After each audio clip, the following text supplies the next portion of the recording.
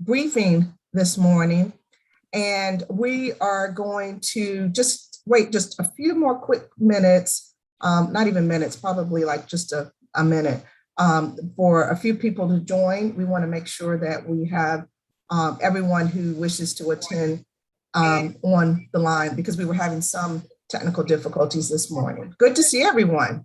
Not even minutes, probably like just a minute, for a few people to join. And if you could mute yourselves, because we're going to get some back feed here. Thank you.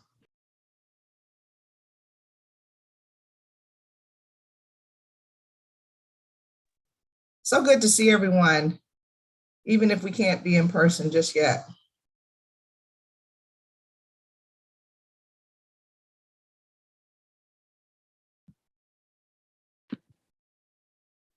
Well, Madam Chair, I think we should, I'll be respectful of everybody's time. And I believe we're going to have some other senators join us as well. And I think some other House members too, but whenever you'd like to get ready, get started. Okay, well, great. Well, again, welcome everyone to the joint Anne Arundel County House and Senate delegation meeting. Today is going to serve as a briefing for us so that we can learn how things are going with the Anne Arundel County public school system. So we have invited Dr. Orlando, superintendent for the Anne Arundel County school system, and he has brought some of the members from his staff. And so we're going to turn it on over to Dr. Orlando. We'll have an update to begin with regarding the school reopening. Thank goodness for that. And the bus driver issues, quarantine and online learning. So, and then we'll have a question and answer period, which is actually going to be rather lengthy, because I know you all have questions, and that's why we're here today. So Dr. Orlando, please proceed with introductions or however you would like to proceed. Thank you. Thank you, Madam Chair. Thank you, members of the delegation. As always, we're delighted to spend some time with you and talk about our favorite subject, which is Anne Arundel County Public Schools. As Madam Chair has outlined, there are three agenda items, and then we'll get to question and answer. I will spend some time this morning with a quick update in several different areas regarding the school system and our reopening of schools. I'll then ask Mr. Shaknovich, our Chief Operating Officer, to talk to you a little bit about our bus driver shortage, and then Dr. Maureen McMahon, one of our deputy superintendents, to talk about quarantine learning and online learning as we support those students that are in quarantine. Before I jump into my remarks, let me make sure that you know, joining us today from my team are Mrs. Monique Jackson, our deputy superintendent for student and school support, Dr. Maureen McMahon, deputy superintendent for academics and strategic initiatives, Mr. Alex Shaknovich, our chief operating officer, Bob Mosier, our chief communications officer, and Mrs. Jeanette Ortiz, who is our legislative and policy counsel. I also know that we have a number of our board members that are tuning in and listening to the proceedings, and I welcome them and glad they're able to join us this morning. So, as Chair Bartlett mentioned, we're really excited to have students back in school. It is our why, it is our purpose. To have empty buildings last year was really difficult for us. And so now that we've got our staff and students back in the buildings, we feel much better about the work that we're able to do with our students in person. So that has gone, all in all, has gone well. Our enrollment right now is a little over 84,000 students. And that will sift out as we are adding some we've added some students and registering them. We also have students that have withdrawn. And so we'll be cleaning that data up and getting it to the state fairly shortly. But we're really very excited to have students back into school buildings. We are very cognizant of the fact that we have not had students in buildings on a full-time basis like we do now. And so we've really thought very carefully about how we would reopen a school year. We're used to opening a school year, but not under the current, not under the circumstances that we're all experiencing now. So we've thought really deeply about how we reopen schools to get students and staff reacclimated to full in-person learning.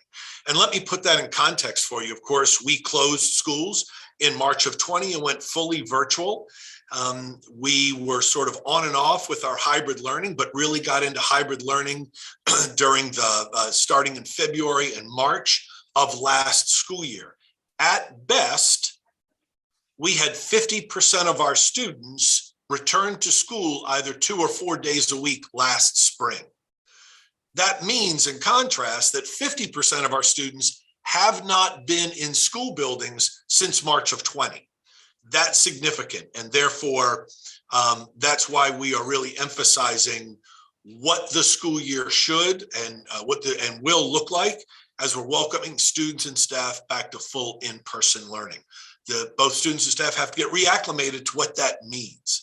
And so we're focusing on the social, emotional, mental, and behavioral health and skills of our students and staff so that we can have a smooth reopening.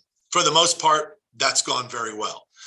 We are having some difficulties in some school buildings in some communities as students are leaving home and coming back into school and having to, through that reacclimatization process, collaborating and interacting with their peers now, maybe for the first time in many months. And so we're having to work through some of those behavioral issues, but that is part of the process that we're going through now. It has absolutely been, in the short time we've been open now, a very challenging year. So as you know, we went from fully virtual instruction to hybrid instruction and now to full in-person instruction. And that transition has been difficult, not only for our students, but for our staff. They've had to make some real adjustments to the way they're teaching. And I'm going to talk a little bit about how quarantining has impacted, and we'll talk, and Dr. McMahon will share some more of that, but that has also had a significant impact on our day-to-day instruction. So while we are, of course, focusing on the social, emotional, mental, and behavioral health skills for our students, we're also asking our staff to really engage in the use of the Chromebooks, the use of the technology.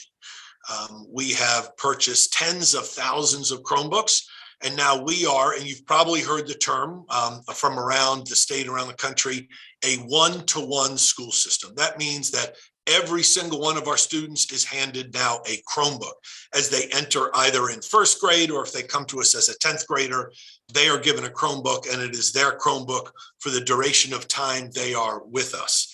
And so that was, of course, in the need and necessity of going to virtual learning and supporting hybrid instruction. But now that we are back into full in-person, the idea is not to put those Chromebooks on a shelf or back in their charging stations, never to be used again. They are to be used throughout the school day to support the in-person instruction. They don't take the place of in-person instruction, but to support and enhance the in-person instruction. And that has been a transition as well, as our teachers are getting more and more used to utilizing those resources in the classroom while they have the students there.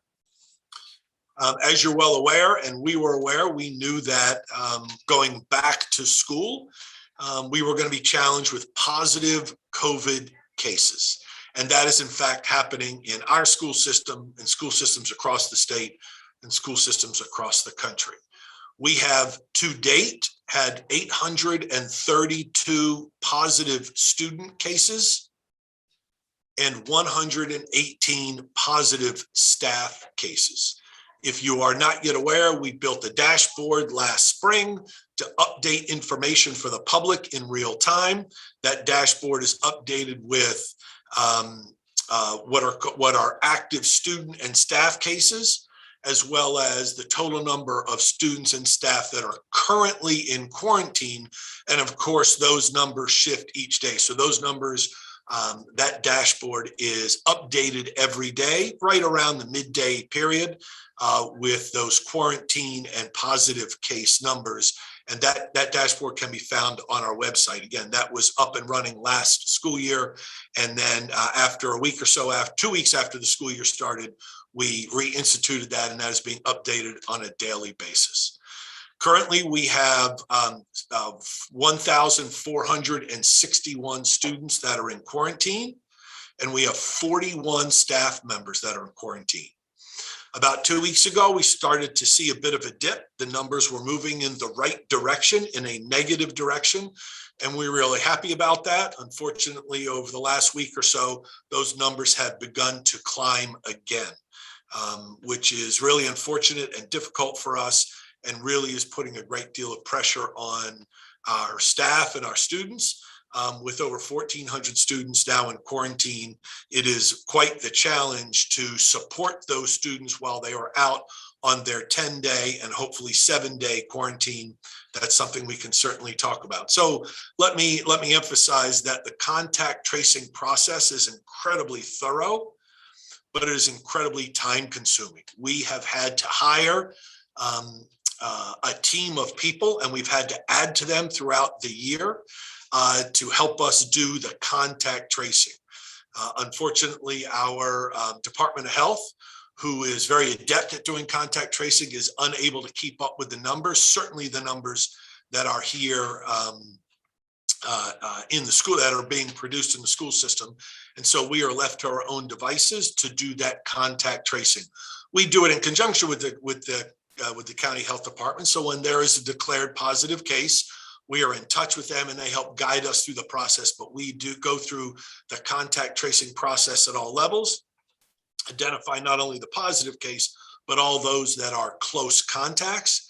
And those close contacts are then directly contacted by our contact tracing team, and they are having to quarantine. Again, this has been an incredible challenge for not only Anne Arundel County Public Schools, but I talk regularly with my colleagues, the superintendents from around the state, and they are all challenged likewise in keeping up with the numbers of positive cases and close contacts and quarantining those students, and then finding a positive way to engage those quarantine students. And Dr. McMahon is going to tell you a little bit about that after I finish my comments. As is no surprise to you and was mentioned by Madam Chair as one of the agenda items, we'll talk today about transportation. This has been just an incredibly difficult process for us to go through. To have today, the count is 30 drivers that are not in service.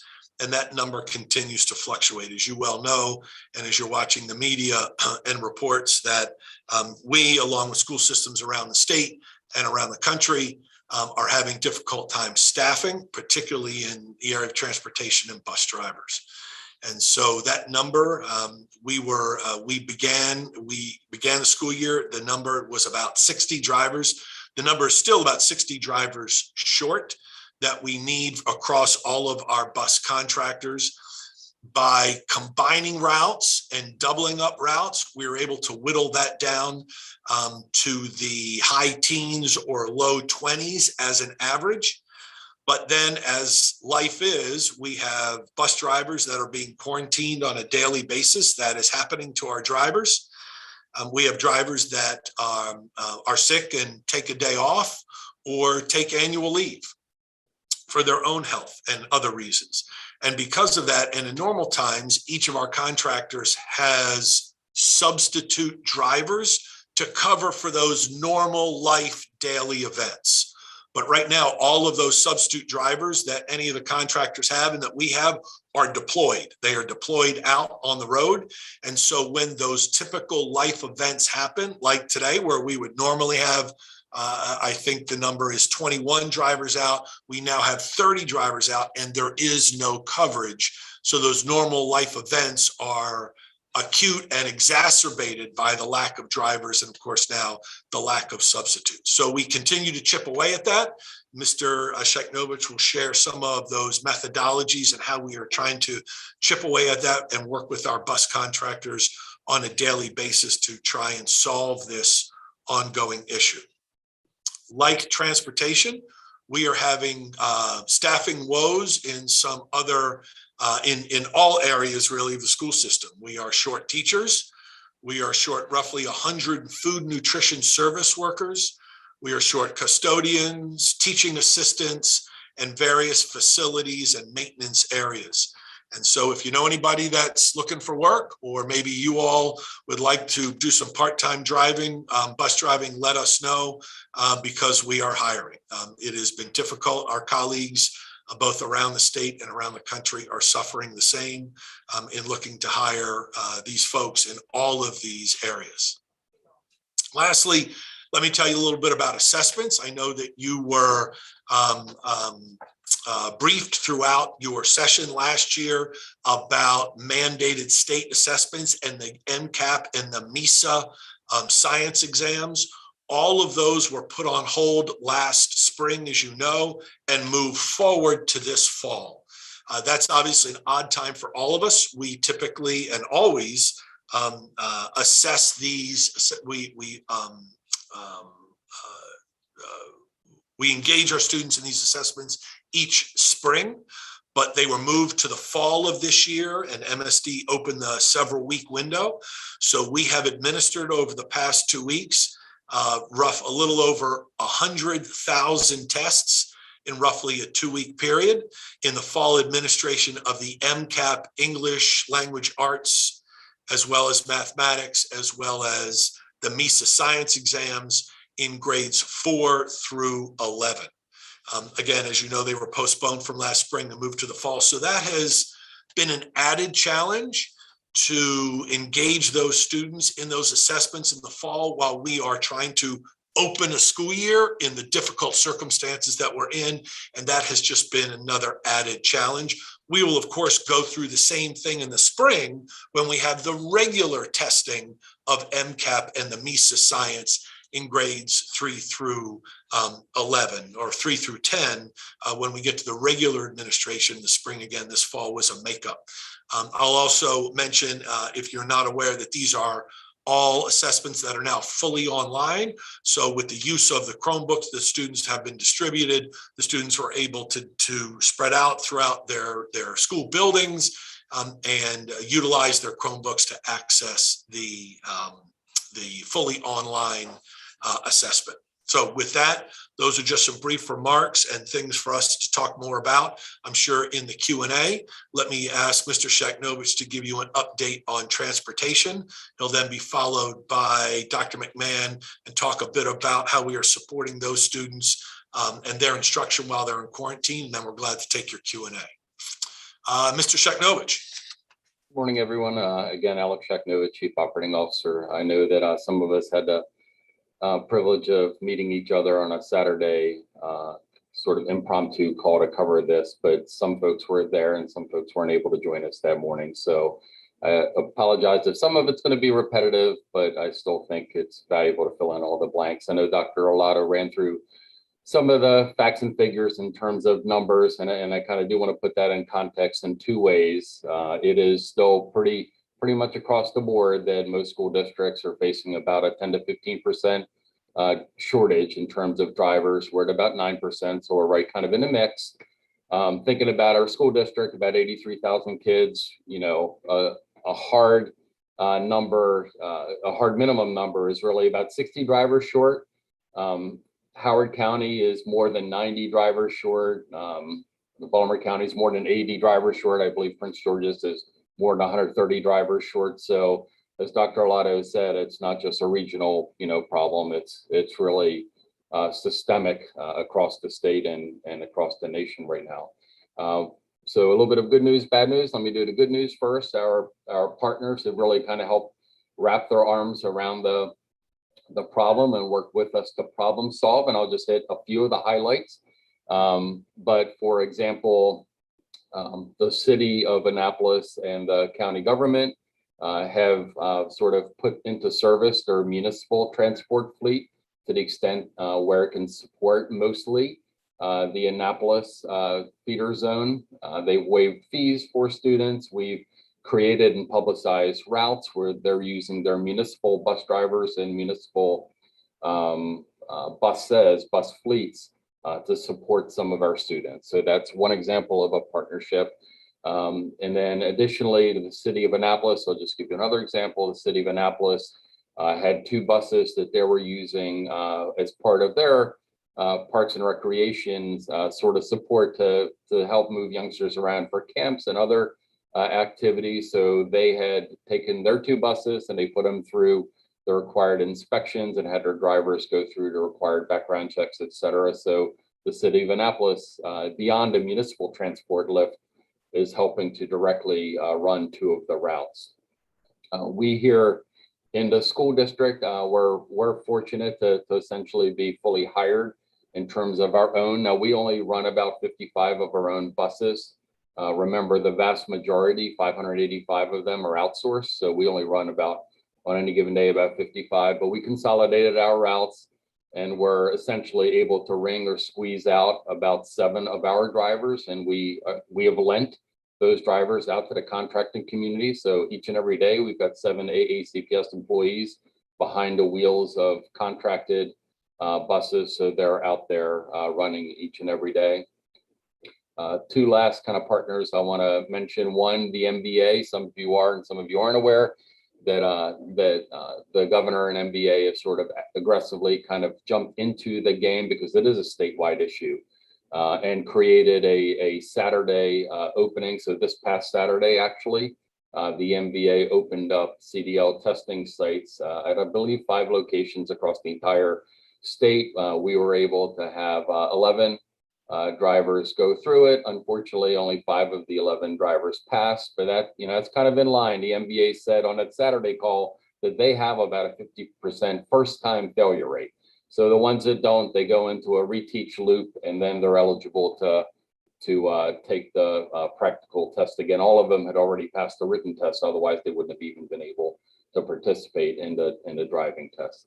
But the MBA, I believe, is going to continue to try to accommodate school bus drivers because, if you were to call, or if one of your youngsters was trying to get a driver's license, and you call the MBA right now and try to get a test, they're scheduling appointments out into December and January. So, which obviously is kind of untenable for the school bus driver situation, which is why the governor and the MBA executive jumped in and created some special bus rodeo Saturdays that their employees were gracious enough to work overtime to actually help cover these 5 sites across the state.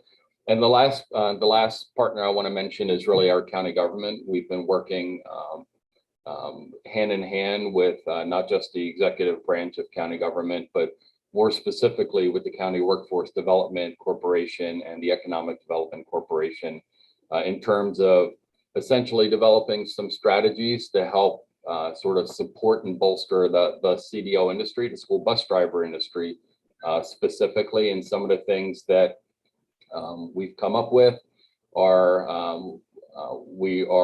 the community college has joined in. They're going to be also trying to run some CDL classes. That's already been advertised on their campus. They've never done that before.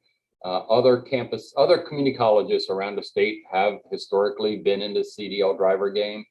Our community college has not, but as part of sort of like an industry lift, right? Because CDL shortages are across the board. Dr. Lindsay and the college is partnering with AAWDC to offer CDL classes to get more drivers into the pipeline, of course, some of which will come to the schools.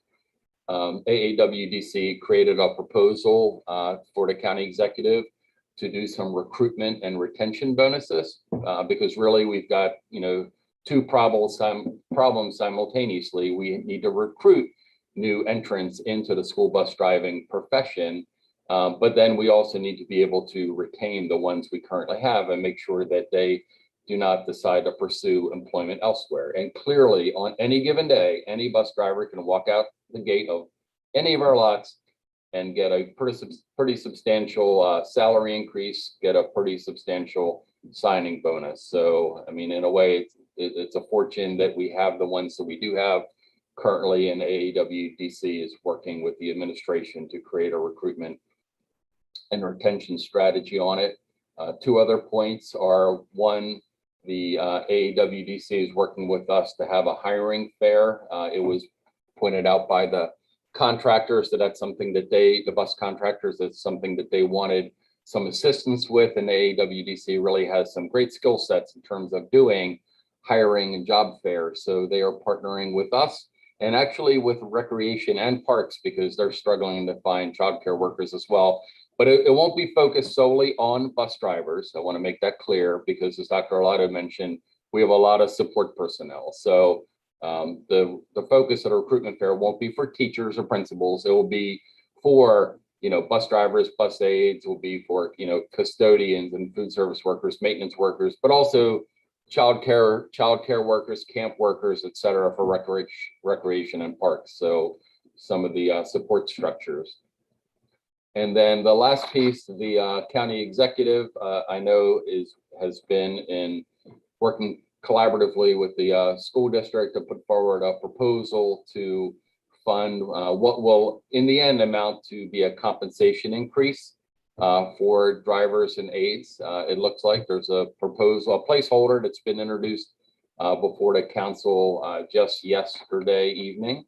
That's going to be working its way through the legislative process. It will be eligible, for a vote in the month of November. For those of you that are familiar with the legislative calendar over at the county government, but our board adopted last Monday, met in the special session to adopt a mid-year operating budget request increase to the transportation state category of our budget that was then transmitted over to the county government. And as I said, they put in a placeholder bill last night to just get the legislative clock moving. I know that the executive and his budget team and AAWDC and AEDC are working on what the final version of that's going to be. They've certainly taken some input from us. They are also taking input from the industry in general to see how best and most effectively to deploy those. Beyond that, each and every day, as Dr. Arlotto said, it's really a little bit of a one step, forward, one step back, right? So, or maybe hopefully 2 steps forward, a 1 step back. But, to the extent that we did, have a couple new drivers, for example, pass this weekend, that's great. And certainly will help whittle away. But at the same time, we've had folks leave, since the first day of school to now. And then on any given single day, we've got drivers that are in COVID quarantine or drivers that are on sick leave or other things. So it's sort of a very dynamic situation. We've, I think, developed a pretty effective communication mechanism to get out to families. I think there is about 6 communication blasts that go out every single day to the school communities to update them on a transportation situation so that they can make decisions. But on any given day, again, we take stock of the drivers we have and the routes we have to cover. And then the contractors are aggressively trying to find out, again, which routes can be combined or doubled up to provide as much service as possible, leaving the gaps at the end that Dr. Arlotto indicated. And then there's probably going to be questions at the end, but for now, I think, Dr. Arlotto, I'd like to close my remarks, and then you can continue on with the agenda and we can come back to questions later. Fantastic. Thank you, Alex. Dr. McMahon. Thank you, Dr. Arlotto. Good morning, everyone. I'm going to be speaking with you for a few minutes about the academic support that we're offering our students who find themselves quarantined. So as Dr. Arlotto said earlier, we have about 1,400 students right now on a daily basis who are quarantined. And so let's start with our earliest learners. So our pre-K students. Every day our pre-K students they log in, and they get a literacy lesson, and they get a story read to them every day. So you may say to yourself, how does this all start? Well, it all starts when parents get informed of a quarantine from us or from the health department. And what happens next is we then in academics get a notification that a student is going to be quarantined, and we assign them a virtual teacher coach. And that parent will get a letter, an email, And it will explain everything. It will explain the support they will get for the next 10 days, or in the case now, maybe 7 days if they test out early, right?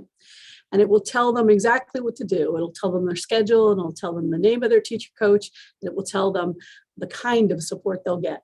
So in the case of this pre-K student, they get the letter and they'll receive a notification that at 8 o'clock tomorrow morning, their student should log on, and they'll get a Google Meet code, log on with their virtual teacher coach. And the teacher coach will read a story to them and probably 10 to 15 more students that will join them in their virtual support session, right? And then they will get a mini literacy lesson. That's it for pre-K. They will also be told that your teacher may have dropped things into Brightspace for you. And so if you want to keep up with what's going on in your classroom, you can visit Brightspace. And if the teacher has left something for them, it'll be there. Of course, in the letter for pre-K, they're also, the parents are told, please keep reading to your child and keep speaking with them, conversing with them, so they have a rich experience while they're at home. Elementary, after pre-K, K through 5, they get that same kind of letter, but they get a little more support. They are told that they'll be receiving a literacy reading lesson in the morning, followed by a science and social studies lesson. And they'll have a midday break. Then they'll log back in and they'll have a math lesson. And then if they want to choose to come to the afternoon, they can have open office hours if they're struggling with something or have some more questions for their virtual teacher coach. So that's what the elementary students receive every day. So those are all synchronous lessons with certified teachers. Now, when we move to middle school, very similar. Families receive the letter. And what will they receive? They'll receive on a check-in time in the morning where middle schoolers, right, we're trying to help them become independent, help them organize their life. And so they will be told, hey, make sure you go to your Brightspace. Make sure you know what's happening in your classroom, where your teacher will have left what's happening day to day as you were actually at home being quarantined. Life goes on at school. Keep checking in to see what those activities are. But you receive an online meeting code, and every other day you'll receive an English lesson and then a math lesson on a rotational basis every day that you're quarantined. And that math and English lesson will be aligned with exactly what you'd be receiving within the curriculum, what you would be receiving on grade level. And then in the afternoon, there is tutoring or homework help, afternoon and evening. And so the virtual teacher coach will help them answering any questions, small questions they have, but help them understand how to log in for homework help or how to actually sign up for virtual tutoring in the evening hours. And we have tutoring in all the subject areas.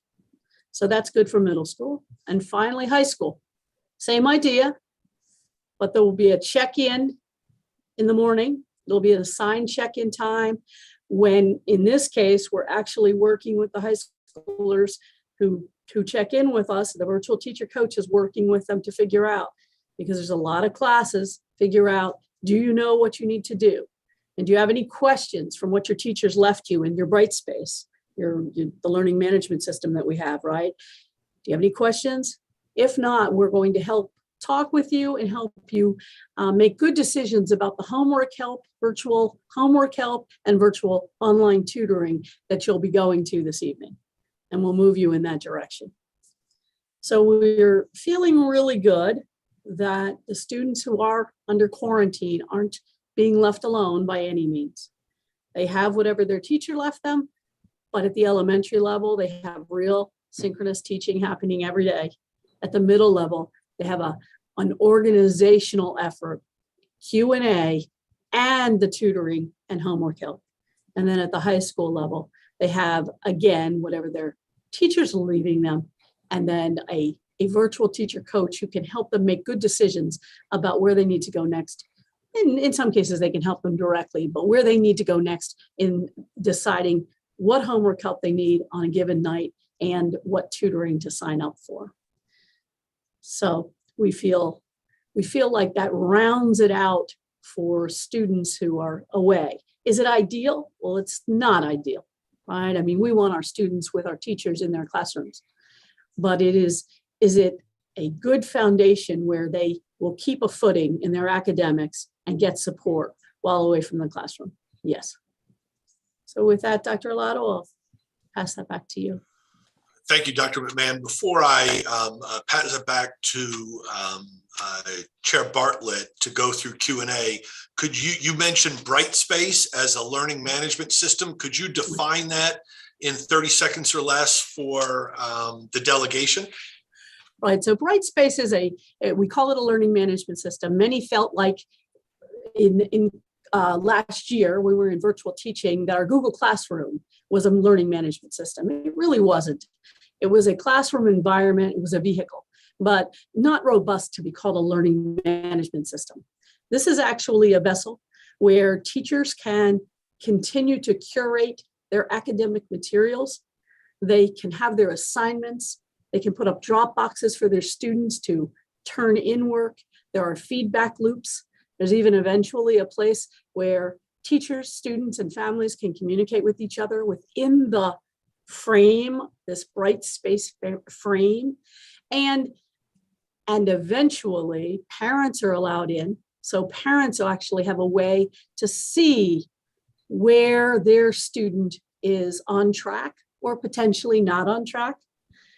And then from a teacher lens, there are analytics associated with this learning environment that allow them to see at the push of a button which students are starting to struggle further behind. You know, in a paper grade book, you have to really sit and it's an arduous task to make sure you're knowing where every student is at every moment. This is a helpful tool to the teacher too, to be able to tell where the students are. So from a learning point of view, that backpack that may have become the black hole where an assignment has been lost forever, very different in this world. You might be home on the weekend and a parent or a guardian says, you know, what's due on Monday? And in fact, you can go to this Brightspace learning environment. You can see your calendar. You can see the assignments due. You can even find the materials you need to complete that assignment by Monday. And so gone are the days when the disorganization may get the better of a student. And here are the days where actually the learners and the teachers and the students' guardians can all be partners in the teaching and learning of our students. Thanks, Dr. Love. Yeah, thank you, Dr. McMahon. And this is just an example of while we wish we had not have to have gone through this pandemic and are still in the midst of it, there are some silver linings. And so we as a school system have moved light years ahead in terms of use of our technology, not only hardware and software, but the instructional technology in the classroom and use of it by students and staff. And the learning management system is one of those things that 2 years ago, we were not talking about purchasing. We've got some colleagues around the state and around the country that have been using a learning management system ahead of us. And so this has really forced the issue, and it's part of the silver lining in that. Now, this will be how we do business going forward, is the use of Brightspace in this learning management tool. So with that, Madam Chair, I appreciate the time for some brief remarks, and we're glad to go through your question and answer period. Oh, great. I'm going to turn it over to Chair Elfreth, as this is a joint Senate and House delegation briefing. Thank you very much, Chair Bartlett, and thank you, Dr. Arlato and team. We appreciate that this has been a year and a half unlike any other that no one was anticipating, and you have been able to pivot. Appreciating that it's been a difficult year, though, I think we've all been hearing a lot from our constituents about various challenges. So we appreciate the ability and the time now for us to maybe dig in a little bit more on some of those decision-making points. I know Chair Bartlett and I have a number of questions, but I think it's best if we go to our members first, and then we can, and I will handle the Senate questions. Chair Bartlett, if you want to tackle the House questions. Very good. Thank you, Madam Chair. And thank you, Dr. Arlato, and everyone who was able to provide a briefing. Firsthand, I saw was Vice Chair Rogers. So Delegate Rogers. So thank you, Chair Bartlett, and Dr. Arlotto and team. I know we just heard a little bit about transportation and some of the academic learning models that are in use. But I want to pivot a little bit, and I want to ask about sports. And so I've been hearing, and I've actually attended a few games, but I think this is particularly as it relates to fall sports, football, soccer, and other sports, that Anne Arundel County is being put at a disadvantage. And again, I'm asking for clarification, because back in the spring, they were told that because of the pandemic, that certain grade and requirements for participating in fall sports would be given consideration. And then when we rode into the fall, they were told that if they didn't have a certain grade point average, notwithstanding the fact that we were in a pandemic and the grading system had been modified in the spring, that they would not be eligible, or they would be ineligible for the first 6 weeks of the season if they weren't, if they didn't make a certain amount of progress. And my understanding is that Anne Arundel County Public Schools is one of, if not the only jurisdiction in the state that took that stance. And so I just wanted to get some clarification on that. Thank you, Delegate Rogers, and I appreciate the question for the delegation. You and I had this conversation several weeks ago when you asked me when we were together at another event. We follow the MPSSA guidelines, which is the governing body of public school athletics across the state. So we are required to have a grade point average eligibility for all student athletes. And that holds true for all jurisdictions across the state. We are unique in that we have an academic ineligibility period that other school systems don't have. And what I mean by that is the student, and because you mentioned specifically, Delegate Rogers, the fall sports, a student that has a poor academic showing in the final marking period, the fourth marking period of last school year in the spring, and doesn't have above a 2.0, when it comes to fall sports in any other jurisdiction, they are ineligible to participate. They may not try out, practice, or participate with that team. That is what happens in all the jurisdictions across the state of Maryland. If they don't have an appropriate grade point average going into the new semester, in this case, the fall sports season in August. In Anne Arundel County, we've had in our processes on our books for a number of years what's called an academic ineligibility period. And it's a 16-day period, not 6 weeks. It is a 16-day period where that student that is ineligible has the ability to try out for a team, participate with that team, but they must be going to academic coaching. They're assigned, every high school has an academic advisor, academic coach with the athletic program. That academic coach meets with that student, meets with the counselor, and oversees their work and makes sure that they are on track and they are doing all the right things as they open up the new fall semester in new fall marking period in this instance. If after that 16-day period, they do what's called a walk around, meaning that academic advisor, that coach goes and checks with each of that student's teachers. And if they are doing well in the grade, they don't have official grades yet, report cards are not issued yet, but at the 16-day mark, if they are doing well in their classes, they now become eligible and they can fully participate with the team. So we are actually not behind Delegate Rogers. I would argue that we are ahead of our colleagues in that we allow students to participate through the academic ineligibility period. If they meet the mandate of meeting with that coach, doing their work and getting themselves back on track during that 16-day period, they become fully eligible to participate with that fall sport.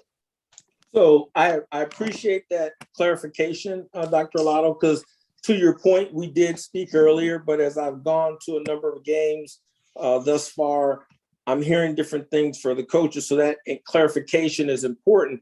And what you're saying is that we are in alignment with what the other jurisdictions across the state are doing in terms of fall sports. Correct. As far as I know, no, I've not polled all my colleagues, all the superintendents to see how they are managing it, but there is a rule on the books that every jurisdiction in the state must have a minimum grade point average in order to participate in athletics. Okay, no, I appreciate that clarification. Thank you very much. And I would just ask at some point if you would check with some of your colleagues, because I'm hearing that there's a different standard that's being exercised across the state. Thank you very much. Yes, sir. Thank you. Thank you, Mr. Vice Chair. Delegate Saab. Thank you, Madam Chairman, and thank you everyone for coming on to this briefing. I actually have a couple questions. I know Dr. McMahon touched on the Bright Space, and I think seems like it's a wonderful program. But I guess the question is, did the teachers have enough time to train on that? And also, because I've heard some frustration that there wasn't enough time given for them to get trained before it get rolled out. And it's the same thing for parents, as a parent with kids in public school, it took us a while to learn the Google Classroom, and now with the new system, I guess the question was, did the teachers have enough opportunity to fully train before it got rolled out? Thank you, Delegate Saab. So we are hearing likewise that we've got some teachers that are struggling, just like we heard a year ago, as everybody struggled to learn Google because it wasn't a platform that we were utilizing. And so we were sort of thrown into it when we had to go virtual. So your point is well made. I think we did give a lot of time.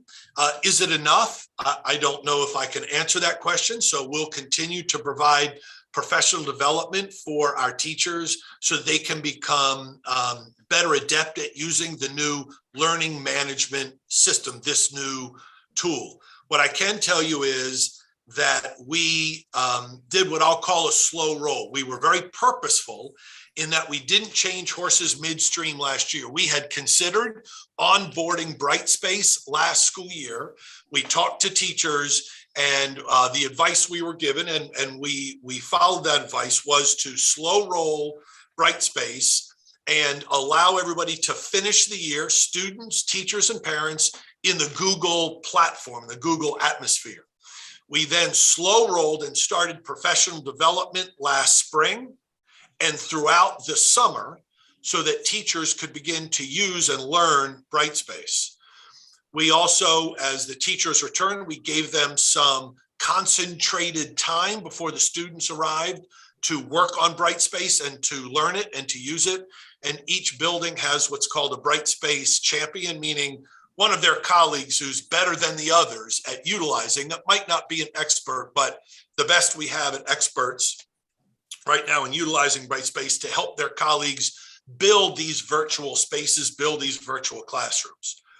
What has been really tricky, and you make mention of it, is getting parents on board with this.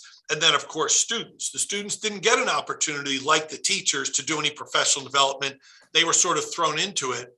And so as I was visiting classrooms, and I visited 28 schools in the first 9 days of the school year to see how in-person instruction was going and welcome students and staff back, that many teachers were doing and are still doing Brightspace lessons. They are teaching their students now how to use it. And so part of the difficulty in this process is we've got so many students that have gone out so quickly in quarantine that many of them have not learned Brightspace yet, and they certainly haven't become experts at it. So that is added to the difficulties that if you're now a student that is in quarantine and your teacher didn't have the opportunity to go through Brightspace lessons before you went out on quarantine, or you haven't become very adept at it yet, it will make accessing some of that work that much more difficult. So your point is well made. It's sort of this perfect storm that we're trying to navigate. in terms of parents, what we have done is in our Office of Community Partnerships, we've taken some of our ESSER funds, some of our federal funds, and we've hired a parent that is very instructional technology savvy.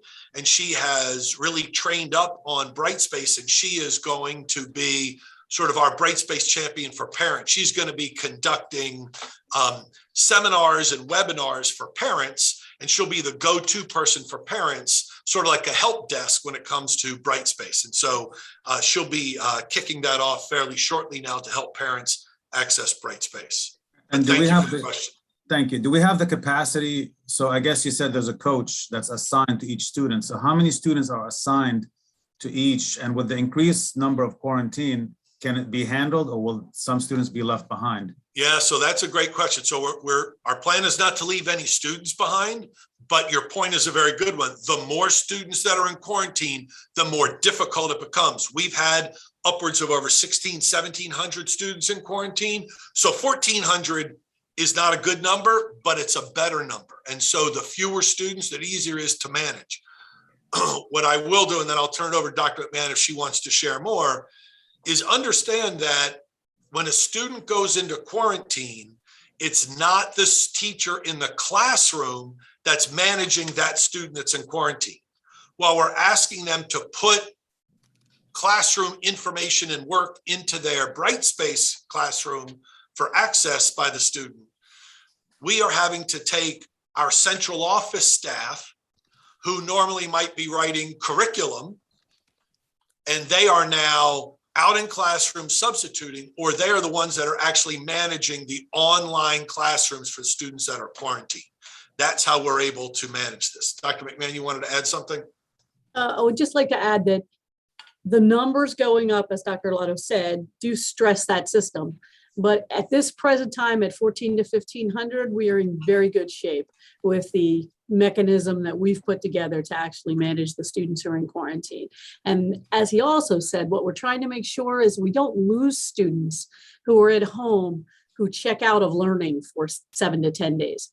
So the real idea is just to keep them engaged, keep them understanding, hey, school continues even though you're at home. For the little ones, the elementary, we will help them by engaging them with synchronous learning. For middle and high, we'll answer the questions, we'll help them get organized, and we'll send them to evening tutoring, where hundreds of our certificated teachers are actually doing the tutoring and homework help. So we do feel at the moment we're in good shape. Thank you, Madam Chairman. I do have a follow-up question, if I may, regarding the shortages. And I know this has been on everyone's mind, parents, teachers, yourself, and two-part question. One of them, were we caught off guard because we knew that we had the shortage, obviously, before the school year start? And then the other question to that, because of the start time adjustment that we're going to be rolling out in the next couple months, 3 months, I think, are we prepared for that change with the shortage that's already in place? And thank you, Madam Chairman. So when you talk about, in both instances, I want to make sure that I understand, Delegate Saab, you're talking about shortages in drivers, not shortages in other areas. Is that right? No, I'm just talking about the drivers. Got it. You know, because as it is now, we're not in good shape. And when we add the start time adjustment, I think there's going to be a lot more routes added to it. So are we going to be able to handle it so we're not caught off guard like we were, seems that we were this year? Because we knew about the shortage way before school starts, but we, you know, and obviously there was a lot of factors that played into that. But I just want to make sure that we're prepared for the change, so we're not caught the same way we were before. Yeah, no, so great question. So let me take the second one first regarding start time change. So the board will be getting a report from Prismatic, the company that is doing the study and putting together our ability to move start times. And they're doing a report at tomorrow's board meeting. And so I've not met with Prismatic, so I don't know exactly what's going to be reported. But unless additional routes are added, it should not exacerbate the issue. It won't fix the issue because the routes that we're not able to cover now, we won't be able to cover when we go to new start times.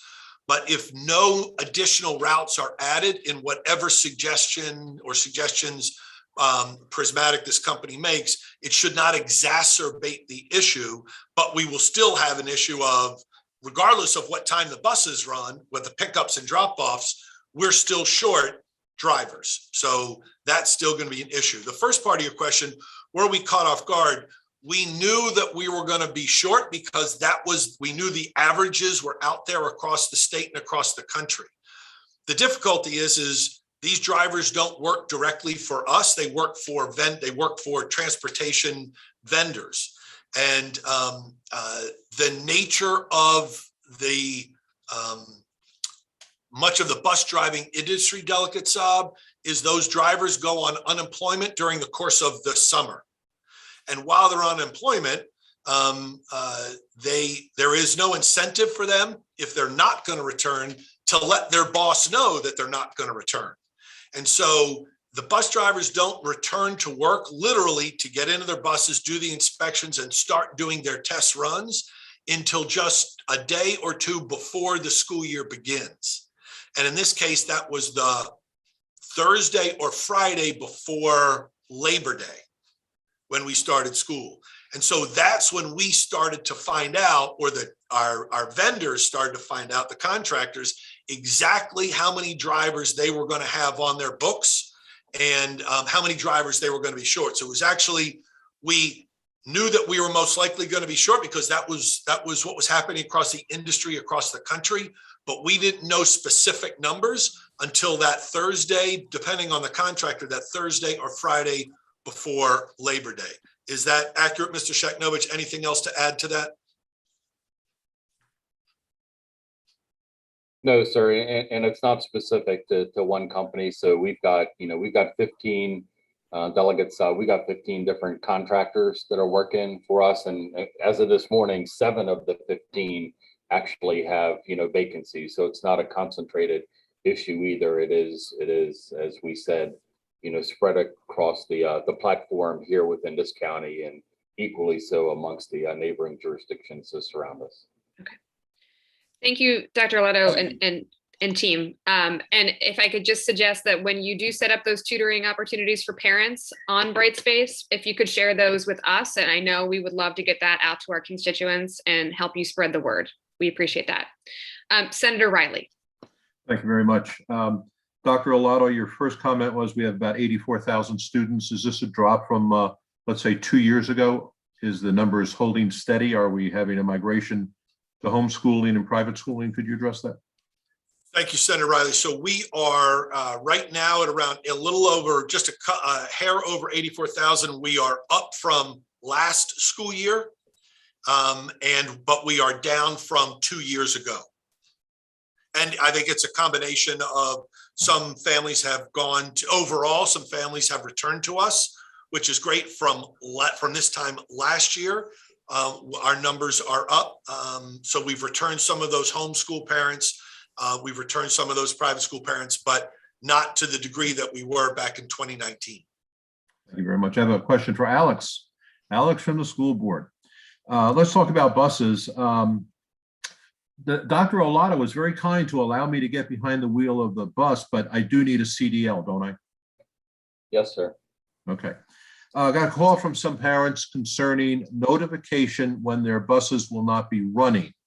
Could you share with the group the process, the protocol, if a bus is being taken out of service because the driver is not available, either voluntarily or life circumstances? How do we notify the parents? How far in advance? Sure. So essentially, we're aware that a number of routes, and I'm going to call those the chronically, unserved or underserved routes. So, we're aware, and we notify the parents typically about between 8:30 and 8:45, but we start rolling out the calls about 8:30 in the evening before to as many of the routes or the schools that are going to be impacted by a service disruption the evening before. And then bus drivers begin, depending on what their first run shift is, Senator, they begin reporting into their yards as early as 5 a.m. And then they continue on. Some arrive as late as about 6:30. So about every 15 to 30 minutes in the morning, we send out new updates to using our Connect Ed, our sort of multi-channel communication platform, updates in terms of which routes are not going to be covered, which schools. So the first one typically goes out about 5 o'clock. Then we have another one at 5:15, typically another one at 5:30. And then there's a 6 o'clock, a 6:30, and a 7 is typically our norm. Because again, we try to get out as many as possible, as early as possible, preferably evening before, and then starting as early again in the morning. But the drivers don't all report at one time. They have staggered report times. So as we become aware of them, or as the contractors become aware of them and notify us, we then post that up. It's a pretty quick turnaround time. Like I said, we're pushing information out about every 15 minutes, beginning as early as 5 o'clock in the morning. And those are the ones that, we just essentially become aware of. I'll say that, us and the contractors have kind of learned a lot. So, we're about on a third different version of I'm going to call it our outward bound communication platform, Senator. And it's much more robust and improved today than it was, when school began, because it's become more efficient and sped up better. Thank you. As you can well imagine, if a family gets a phone call at 7 o'clock in the morning and they have their whole day scheduled, it is significantly difficult. And Dr. McMahon, for your question is, we have a chronic bus route that's not being serviced. The children aren't getting to school. The parents don't have the means, or they're already at work when the phone call comes in. Are we providing any special instruction or attention to the children who are stranded at home? Right. It's a great question, Senator. So at this present time, what we're saying to schools where that happens and teachers where that happens is make sure you have your information available in Brightspace, and then the teacher at that point circles round to make sure that the student is kept in that loop, because usually that's a day, not more than a day. That's not usually because in the routes that Mr. Saknovich talks about that are chronically missing drivers, those parents have an organized way to get students to school at this point in time. But on the occasion that a driver is missing from a route, we have the teachers actually looping those students back in to keep them engaged in the learning. Could you please expand on parents have arranged for routes? So where the busing is. Not every parent is engaged with the community. Sometimes language issues. Sometimes in South County, there's a distance issue. So can you share with us what the parents are supposed to do when the school board fails to provide a bus?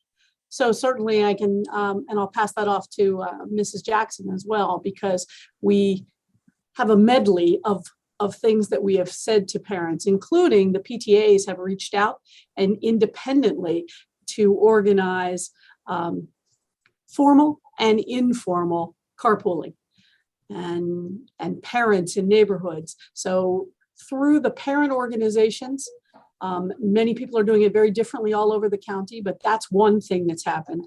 And then informally, we have many neighbors talking about picking up students and independently calling on families where they know that students need picked up. I know, Mrs. Jackson, your stories from around the county are numerous. Yes, ma'am. I would concur with the things that you've talked about, and we continue to work with principals on a case-by-case basis. You mentioned South County, which is where I live, and I completely understand the distance issue. But that said, there's a couple of buses in South County, so it's the issue is not exacerbated by the number of routes that have been disrupted. And so the principals continue to work with those communities to help find solutions. But going back to what Dr. McMahon said about Brightspace is a very good tool to help our students get connected. And also, and we're continuing to monitor grades. We monitor their attendance. Our principals are reaching out. We do have school support services, reaching out to our PPWs, social workers, and things of that nature. Again, it's not a perfect system, but we are continuing to work with principals to help their communities. And then principals know to reach out to our central office personnel if there is an issue in which they have that they cannot help solve. And that in those cases have been few and far between. So your advice to us, if a parent has a problem, they should work with the principal at their local school? Absolutely. That's the best place to start. And again, if they don't find that they are in our parent handbook, there are other resources. So if a parent has reached out to their principal and they feel like they have not met with success, they can certainly go through the complaint process, and we will definitely help them. But they can feel free to reach out to the regional assistant superintendent, which we've also had some families do. But I would say 99% of the issues, being a former principal in the school system myself, if you just call the principal, usually they can help you resolve it. Thank you. I do have one last question on the confinement due to COVID. Who would like to address that issue about testing and whatnot? I'm glad to take the question, Senator Riley. Thank you very much. We've had reports that a child is not feeling well in school.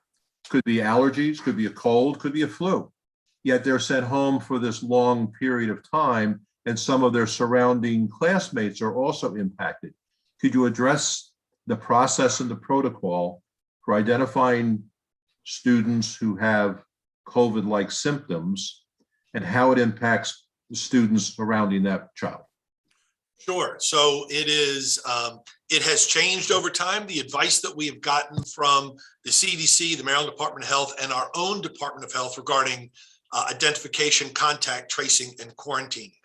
So at present, if a student presents with, as you say, COVID-like symptoms, an allergy, a cough, that student is sent to the school nurse. It is the school nurse that then makes the determination and will, in all likelihood, send that child home.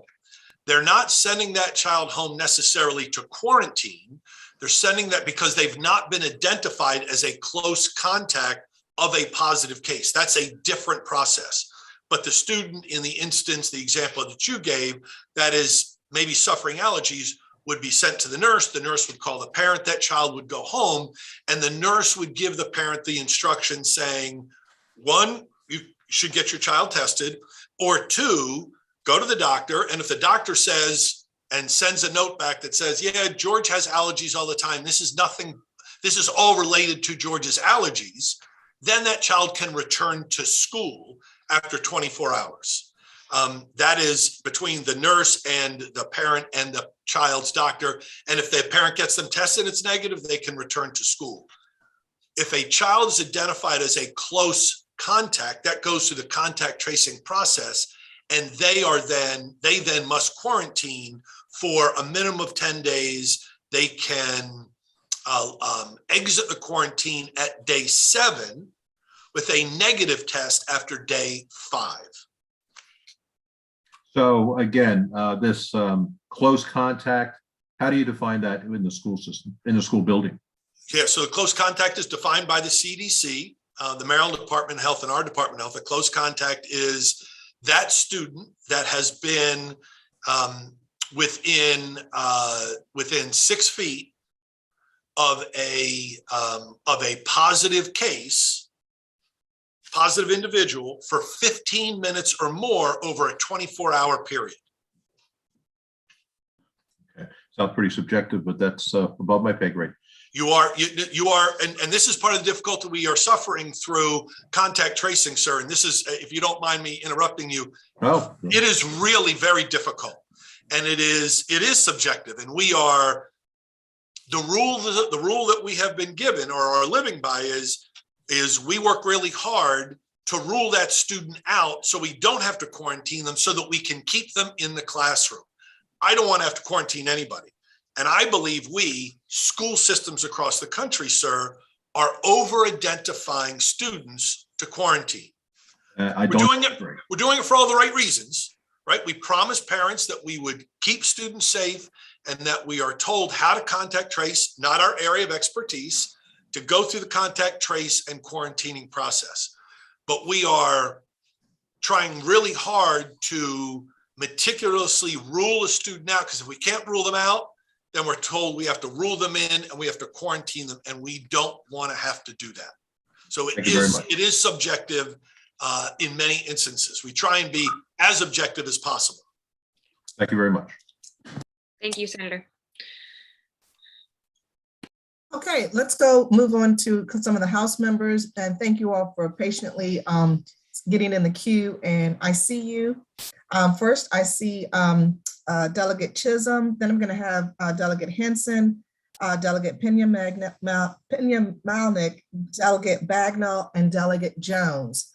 So you see, we have several questions. If you can limit your questions, that would be great. If you just have some burning questions that you must ask, then go ahead, but keep in mind that we have other folks who are waiting. Thank you. Thank you, Madam Delegate Chair. Chisholm. Thank you, Madam Chair. And thank you, Dr. Arlotto. Once again, I do not envy you, and I applaud the commitment, the energy you put into this. I know it's a tough job. My question is kind of piggybacking on what you just talked about. I know that we're testing unvaccinated students and not the vaccinated students, but given that we now know they both can be asymptomatic, they both can carry the same virus load. My concern is, are we discriminating against the ones that aren't vaccinated, given that what we're seeing is a lot of times these are the lower income, the minority students, and they technically are the same risk. We're finding that the children obviously have much less severe symptoms.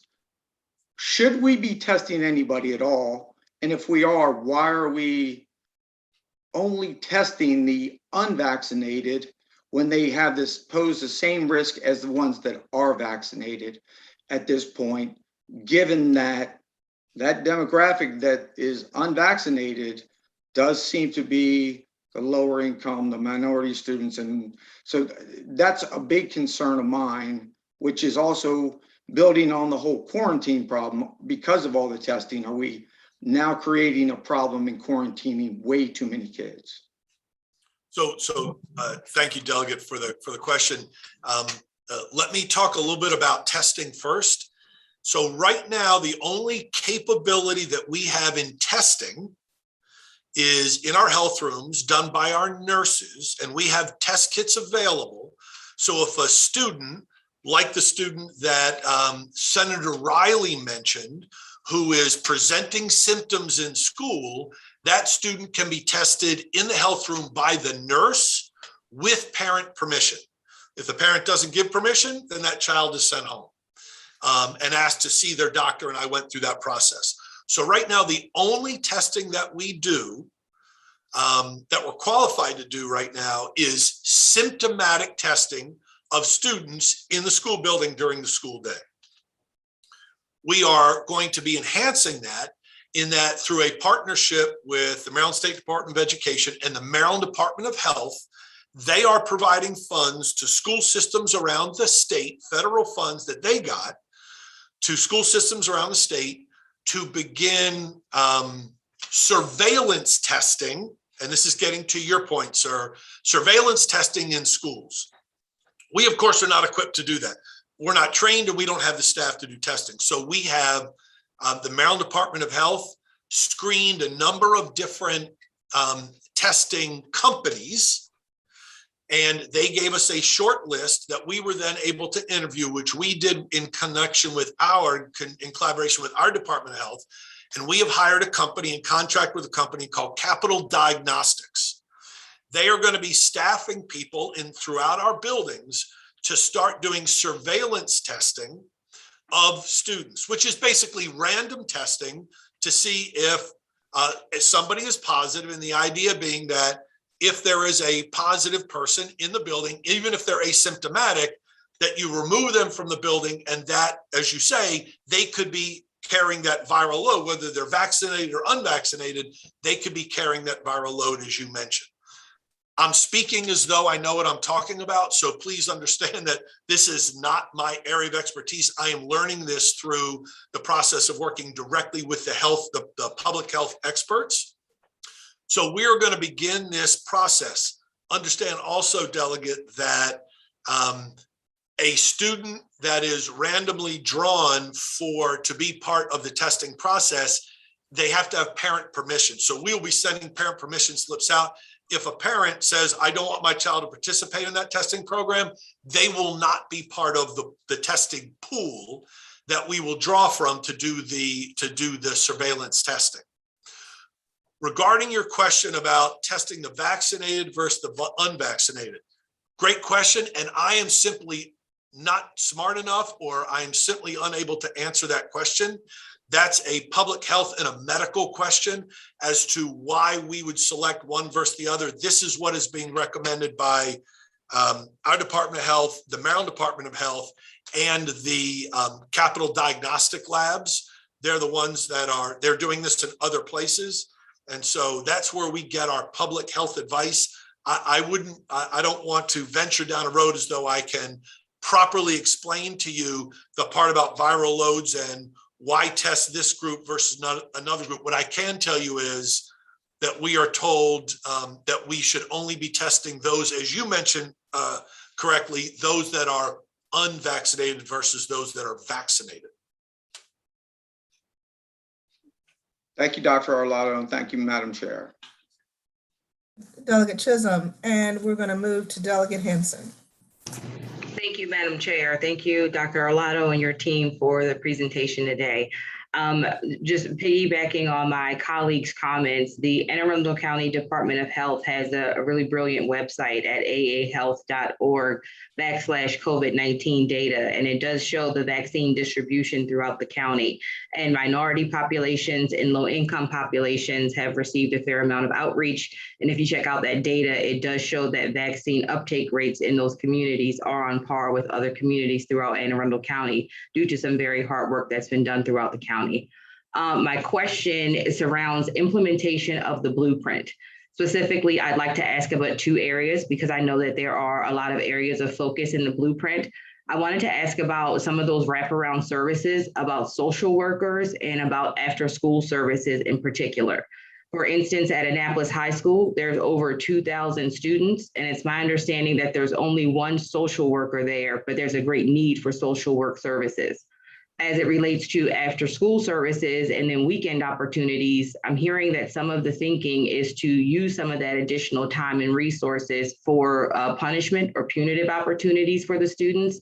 And what I would like to understand is how some of the goals and the values that we expressed in the blueprint will be implemented with that additional time that we can bring staff on campus to be able to engage the students. Thank you.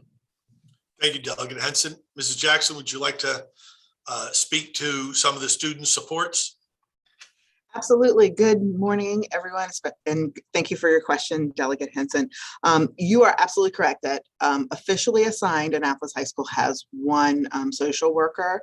That doesn't mean that they're lacking social work services. And what we mean by that is the school system also partners with services such as Thrive Behavioral Services to provide additional support to all schools, but Annapolis High School in particular.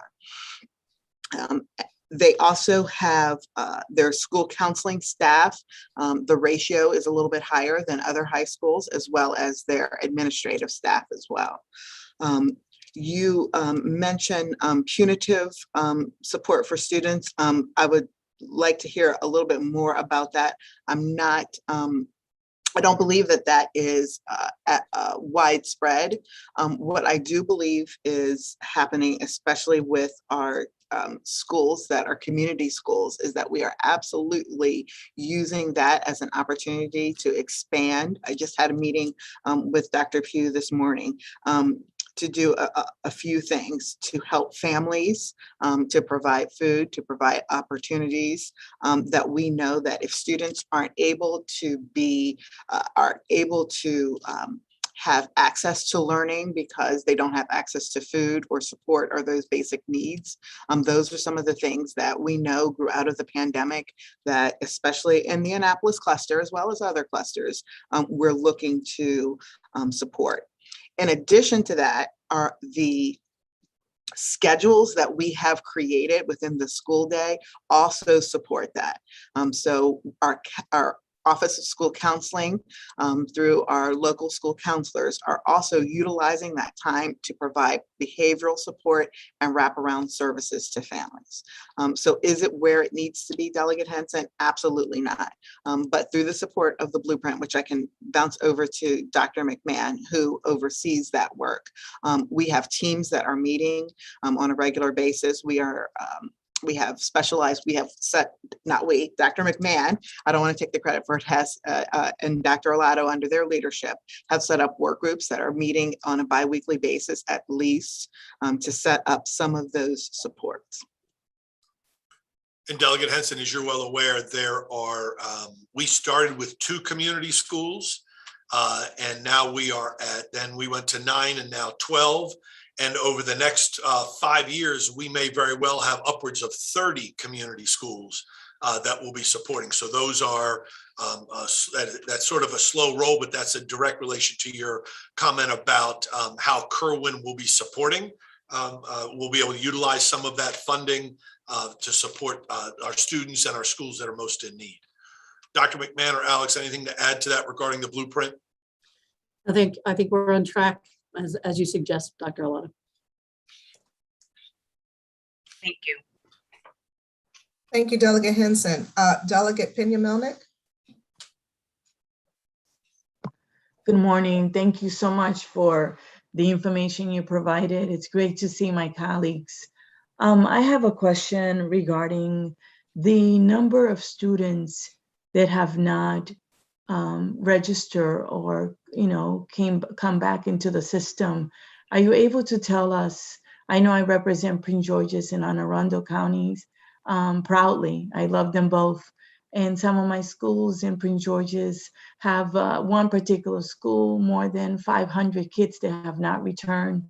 I was wondering if you're tracking this in Arundel, and can you tell us about it? And most importantly, can you give us a breakdown of who those kids are and what is in place to track them? Thank you so much for the consideration. Thank you, Delegate Pena-Melnick. So I don't have any specific information regarding school by school. As you're well aware, we are required to submit our enrollment data as of September 30th. And so we are in that process now of cleaning up the data and getting it out. And so early on in my presentation, I shared that we are hovering just a little over 84,000 students. That's an unofficial number. That's not a qualified number or audited number by MSDE in the state. But that is an unqualified number, and that will shift slightly in that we are still disenrolling some students that have not now showed up by the 30th of September. And we are still enrolling some that did show up just prior to the 30th of November, of September. So that number will sift out. It does not appear to be in any, that I know of, in any particularly concentrated area. We are seeing growth in several areas of the county, particularly in North County. We are seeing some significant growth where students are showing up. In some west parts of the county, students are returning to us and showing up, but I don't have a specific school by school to share with you at this time. Are we able to, if I may, Madam Chair, just quickly, is there a plan to track these kids? So we can track, and it's a great question. We can track based on self-reported information that the families give us. So if they share with us the reason that they've transferred out and where they're now sending their child, so we have a place to send their transcript, let's say, then we're able to determine whether they've transferred out of state, out of county, or within the county into a private school. So if they share that information with us, and we have it documented, we know where to send the transcript, then we're able to track where those students where those students went to and why. Okay, thank you. Yes, ma'am. Delegate Pena-Melnick. We're going to move on to question by Delegate Bagnall and then on to Delegate Jones. Thank you, Madam Chair. And thank you everyone for being here. I know this is a very challenging time, and we will have time to look back and figure out what went wrong. So I want to look forward, and I have a question, if you could just answer for context before I ask this. The support staff, such as the food service staff and the custodians, are they county employees? Are they employees of the school, or are they subcontracted as well? No, they are all, so our food service, as well as our custodial team, maintenance teams are all part of Anne Arundel County Public Schools. Okay, thank you. And I know that we hire permanent subs so that we have a bench for filling in when we are down teachers. Do we have sort of permanent sub staff who are cross-trained in different management of facilities and certified in different management of facilities, so that if we have a gap in services at any particular school, that we have a bench to move around within the Anne Arundel County public school system? Not really. I mean, I don't have, a custodian that's also trained in food service, that if I had a shortage of food service, I could move them over, or vice versa. No, we don't have that. We do have in some areas, particularly in facilities and maintenance, we have contracts with outside contractors. So if we needed additional help with, say, HVAC, because a system went down and our team is already busy in other areas, we could bring in a contractor to help us in as an electrician or carpenter or an HVAC. But I don't have cross-trained people where I could move, again, a food service worker over into the custodial area because of a need. Mr. Sheknovich, anything to add to that? I will say that in the operations custodial arena, we do have essentially subs. Delegate Bagnall, we call them rovers, because they have a central reporting location, and then when we become aware that a chief custodian or somebody's going to be absent or on leave or FMLA or whatever, we then assign them out. So, on paper, we do have that structure in the custodial arena, but unfortunately we have, a significant number of vacancies across. So that sub-custodial system is fully deployed and out of the field, plugging as many of those, gaps as exist in that department.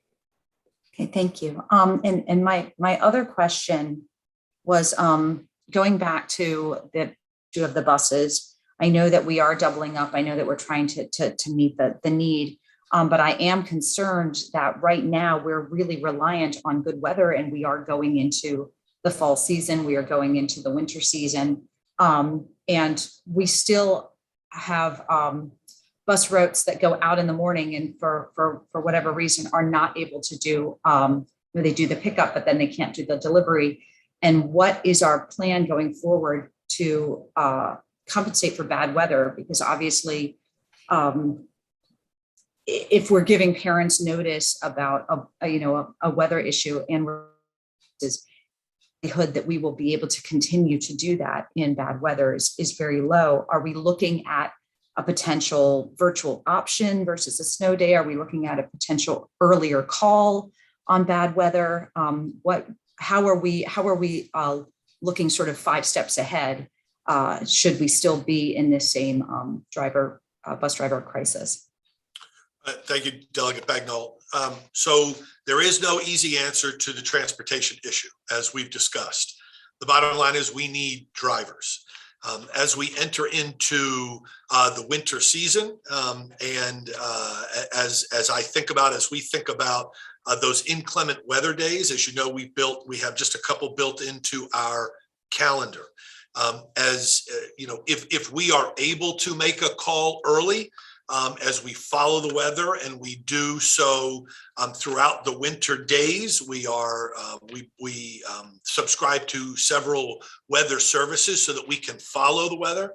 If I'm able to make that call early so I can alert parents and families and staffs that we are not going to open or open with a 2-hour delay, then I try and do that. That's not always the case, as sometimes weather shifts and surprises us. It is not an exact science. Regarding your question about the utilization of virtual learning in lieu of, say, an inclement weather day, me and my colleagues around the state are asking that of our State Board of Education. And so we have not yet gotten a final declaration that we will be able to do that. We can't just declare a virtual day as we were back in the in the height of COVID back in March and April of 20, and then early of the next school year. So we have asked the state for clarification regarding attendance. So can we, if we have an inclement weather day, can we switch to virtual, is your question, count that as a day in attendance, not lose the snow day, as it were, and still move on with instruction? Great question. Myself and my colleagues are asking that same of the state. Right now, the answer is no. That would be considered an absent day, and we would have to declare that a snow day. But we are looking, now that we all have the ability to switch into virtual if needed, that we are asking that very question of the state and looking for clarification, hopefully before the winter months are upon us. Thank you. Thank you very much, Madam Chair. Thank you for your question, Delegate Bagnall. I wanted to know the answer to that one. I wasn't happy with that answer. Hope we get a yes on that. Delegate Jones. Thank you so much. Thanks so much for all of you and really kind of going over what we're looking at for virtual options, the numbers on quarantining. I'd like to dig in a little bit more regarding a population, please. And it's basically around how are we meeting the needs of special education children with both, quarantine and virtual learning.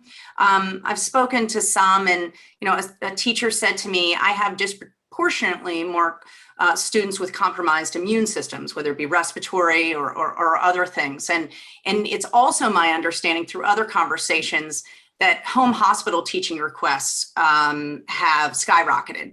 So how are we meeting the needs for quarantining and virtual learning for this very important population of children, both for the teachers and the students? So what's the plan? What are you recommending?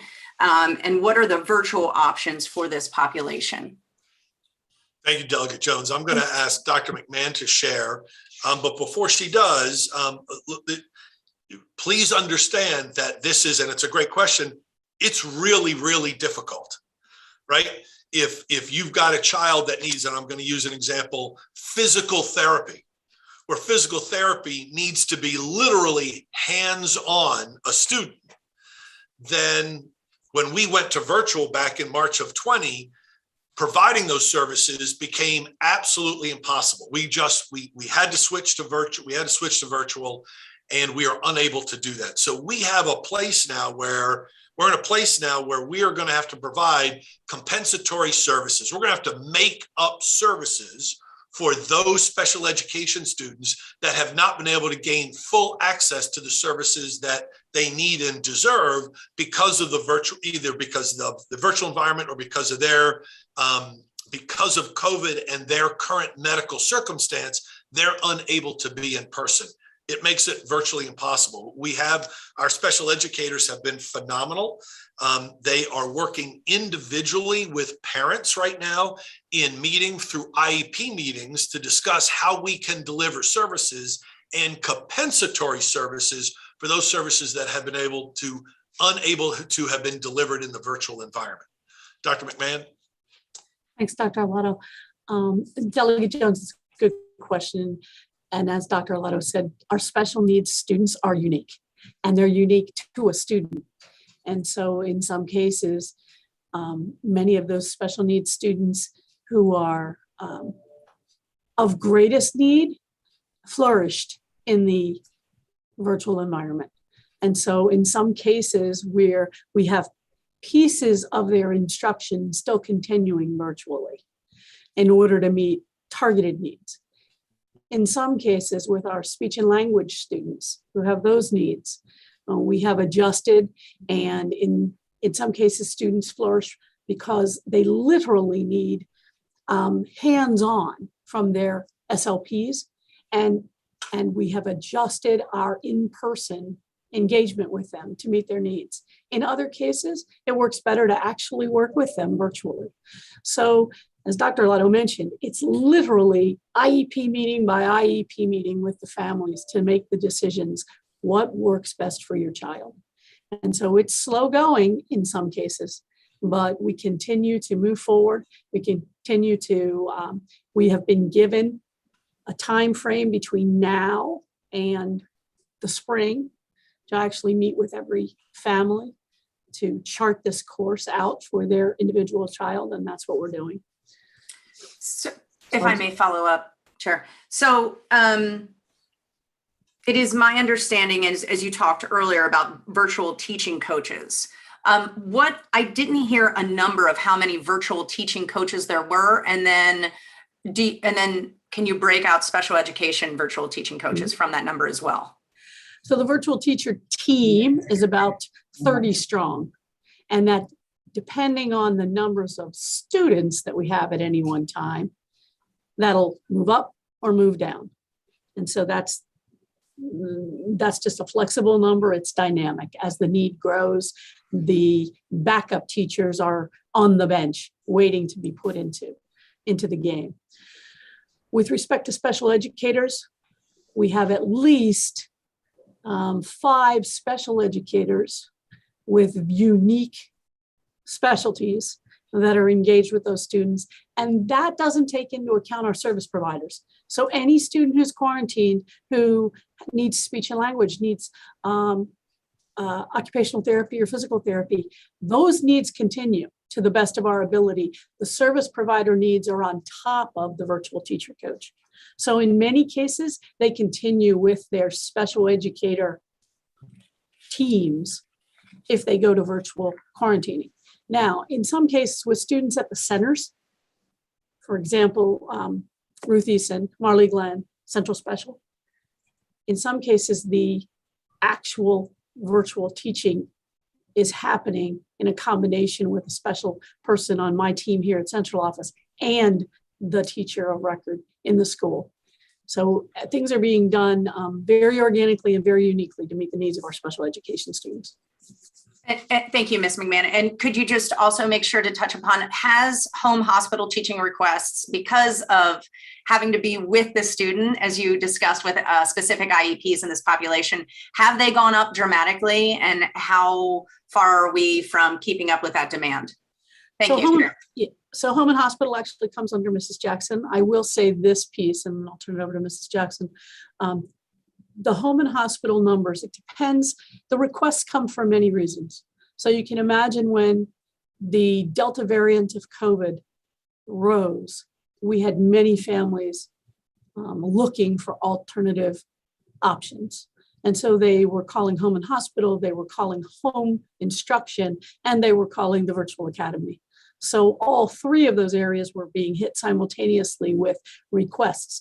They weren't so much formal requests in many cases as they were, please tell me if my child fits this option, as they were seeking a potential option for moving to the virtual platform. So yes, I know we've been hit, but from a formal application process, Mrs. Jackson would have to tell you about home and hospital. Yes, thank you very much. I would concur with what Dr. McMahon said. There is a formal home and hospital request process. And at this point, we do not see a significant increase because there are certain qualifications that you need to have in order for there to be home and hospital instruction.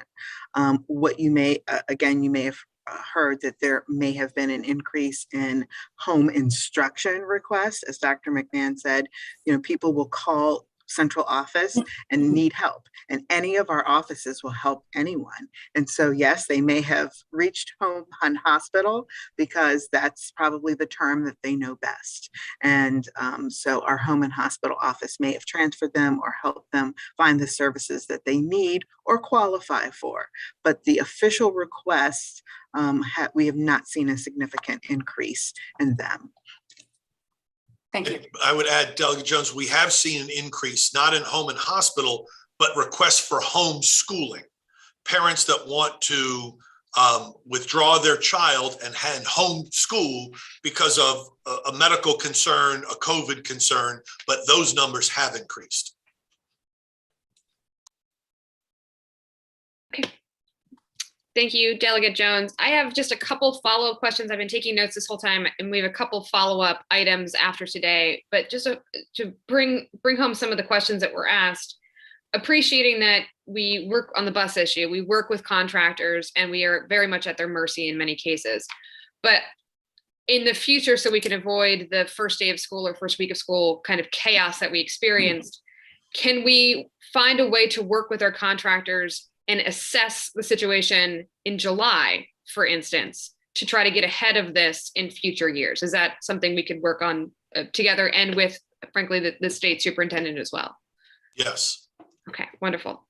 Thank you. And then the other issue, and I want to thank Delegate Saab and a couple of folks who brought up Brightspace. I've also heard from a number of teachers that the transition from Google Classroom that they kind of were comfortable with to Brightspace was a little, the word abrupt was not used, but it's just a little less user-friendly from what they were used to with Google Classroom, particularly if they have a number of students out. They kind of got used to the double teaching as very difficult as that is. So just wanted to flag that. I know that you're also hearing from teachers as well, but wanted to amplify their suggestion that is if there's a way to give them a little more training or a little more ability to get comfortable with that platform, I know they would appreciate it. And then my two follow-ups from today were the Brightspace training for parents and those opportunities that we would all love to share that with our constituents. And then tomorrow's prismatic report, I think we're all very interested in as well. So if we could receive a copy of that and maybe how, not just that report, but the implementation of that or what that will look like moving forward. I appreciate that's a board decision, but I know we are all interested in that outcome as well. Thank you. And that's all I had. Chair Bartlett, I do want to thank everybody for being here today and the wonderful questions. I very much appreciate it. Thank you, Chair Alfred, and everyone for your great questions and the abundance of information. I have to say there's been many pivots that have been necessary. I think, you know, I understand, and I think I heard someone say that you're working with or doing the best you can with what the information that you have, and it seems to change obviously daily. I do have some concerns. I will put most of my concerns in writing because I don't want to, in the interest of time, I don't want us to go too long here. I was happy to hear Ms. Jackson state that the social worker, that there are other means where there may not be an actual social worker or more than one social worker at the school. There are other individuals who provide those services. That is very important. I will state a few concerns that I had, and then, like I said, I'll put the rest in writing. I do have a concern. I did have the opportunity to visit the Harbor School just for fun. And I went, and while I was there, it happened to be during the bus pickup time. And there were probably 13 or 15 buses there. And for a very small population of students. Now, I also understand, and for the benefit of everyone who's here, who's listening, that there is a contractual obligation to make sure that transportation is provided with a student who happens to be at as my family calls it, at a special powers type of school. So I understand that. However, I also have the question, and if you don't have the answer now or can't provide it, that's fine, but I would like to know, do we have any such contractual relationship with the parents of students who are at all the other schools for Anne Arundel County Public School System? Now, mind you, I'll say that it wasn't just Anne Arundel County Public School System buses. Prince George's County School buses were there as well. So we all understand that whatever jurisdiction the student is coming from, that's where, that's the system that's working.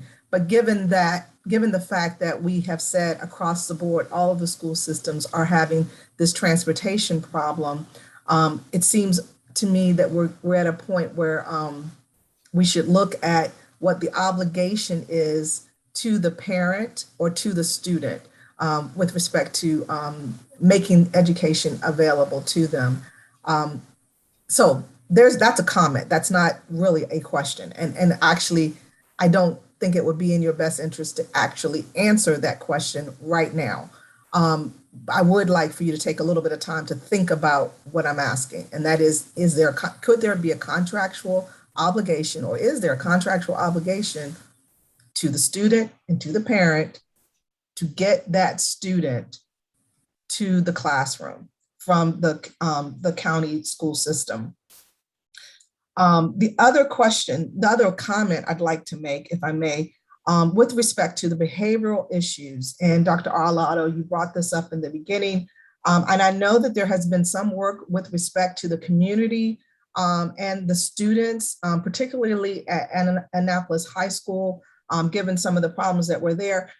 However, I have to say some of this, I felt like we could see it coming to some degree.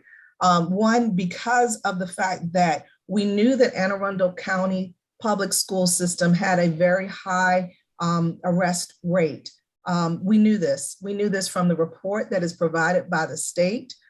So this is something that we were aware of. And so that becomes a question of, while we were looking at the pandemic, and it is a very serious issue, while we were looking at other things, transportation, it seemed that perhaps we missed the actual student.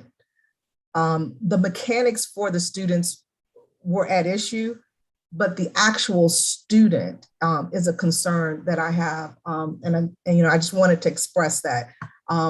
And I want to express also that there was a bill that did not pass that I hope will pass, and that was to limit some of the arrestable offenses that are part of the system. Because as I mentioned in a meeting, Dr. Arlotto, that we had early last year, one arrestable offense is lack of respect, and so that just drove me crazy, and it drove you crazy as well. But we've got to take some of these things off the books. But in the meantime, I do have a question. With all those comments, I have a question. And my question is, during this summer, when we all were preparing and wondering and questioned whether or not the students would be going back in, what was the mental health preparation for the students and the parents? That's one question. And the second question is, what has been I know at one point we were doing pretty good with getting Chromebooks out to all of, everyone who needed it. What has been the ability for individuals who are quarantined to continue with their education? I know that the education is available to them, but could you just, if you have any data on whether or not that, the students have been able to get on, the broadband has been available to them, and also that the parent is at home or able to be at home as quickly as, as needed. So there are a lot of questions impacted in there. And like I said, I will put my questions in writing, but those are some of the things I was concerned about. And Dr. Arlotto, if you want to address any of those. Thank you, Chair Bartlett. Regarding your last point and student access while they're in quarantine or at home, I think we did a yeoman's effort to not only provide the hardware, the Chromebooks, but get families connected to the internet. We still have a group of folks that are doing that on an ongoing basis. So if families lose their internet connection or they move into the area and they don't yet have it, we have hundreds of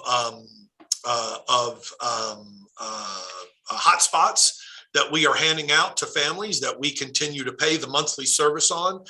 We are also working directly with several of the vendors, most prominently Comcast, to provide internet services to families, and we are assisting them with the costs of that as well. So I'm not, unless my colleagues, my team can share with me something I'm not familiar with right now, we're not having a lot of connectivity issues. Families are able to connect. Part of your question was those students that are in quarantining and access to their instruction. That is difficult, right? And Dr. McMahon has shared how we're trying to support those students with the virtual coaches. Hopefully the numbers of quarantine students will go down and that will make our job easier in supporting them. But that has been difficult. Regarding your question about, or your comment about contract with parents regarding transportation, I'm glad to address that to the best of my ability. If I Delegate Bartlett, understand your question. As you visit the Harbor School, those are students, of course, that are students of special needs, and part of their IEP requires them to have transportation. So we have a contract with them in the form of, to use that term, their IEP that says they get transportation. There are two groups of parents that we are required by law to provide transportation: the special education student and the homeless student, as a result of the McKinney-Vento Act that you're familiar with. Those are two groups of students that, to use your term, we have a contract with them. We have an obligation to provide transportation as needed and as appropriate. All of the general education students, there is no contract and there is no obligation of a school system to provide transportation. That said, we of course are delighted to try and provide transportation to the tune of, in our board's budget, roughly $68 million that our board commits every year to providing transportation to our students, because we know that by providing transportation, and it's not just Anne Arundel County, across the state, of course, school systems you're well aware of across the country, all provide transportation because we know it is a benefit to the parent, and we know that we're going to increase attendance, right? We increase access, so therefore you increase attendance. And so we've all obligated ourselves, not by contract, to use that term, but because we've been doing it for so long that we obligate ourselves to provide transportation to students and families, which we want to do. We build it into the budget every year. It is supported every year, and we want to do. And yet we are in this place this year with a lack of drivers that doesn't allow us to do that to the full extent that we want to.